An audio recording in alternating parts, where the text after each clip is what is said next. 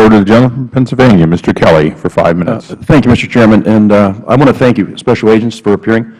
I think, like everybody on this panel, we admire your courage and your patriotism for doing that, but my questions really are to the Terry family. And, Mr. Terry, I know how difficult it was for your opening statement, and I would tell you now that as I'm in the autumn of my life, being the father of 4 and the grandfather of 5, I think the unintended consequences of poor policies and procedures and failed strategies, at some point, somebody has to be held accountable for these things. And as difficult as it may be for yourself and the Terry family, if the person responsible were in the room right now for Operation Fast and Furious, what might you want to say to them? And please, I think it's so important for the public to understand the purpose of these hearings. While we're very upset with the policies, it's important that people understand that there's a loss of human life here. So it's more than just a strategy that's failed. It's more than a failed policy and procedure. It is the loss of someone that's so near and dear to you. So your opportunity to do that, I would appreciate.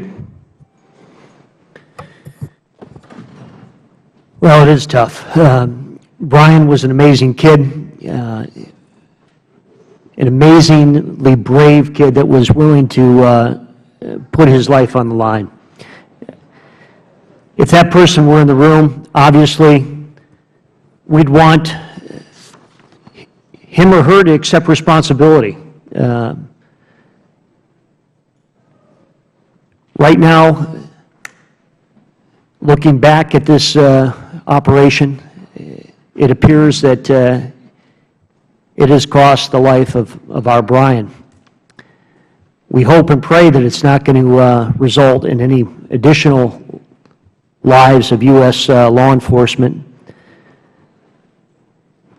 But I don't know if we can truly, if that's truly going to happen. Those guns are out there.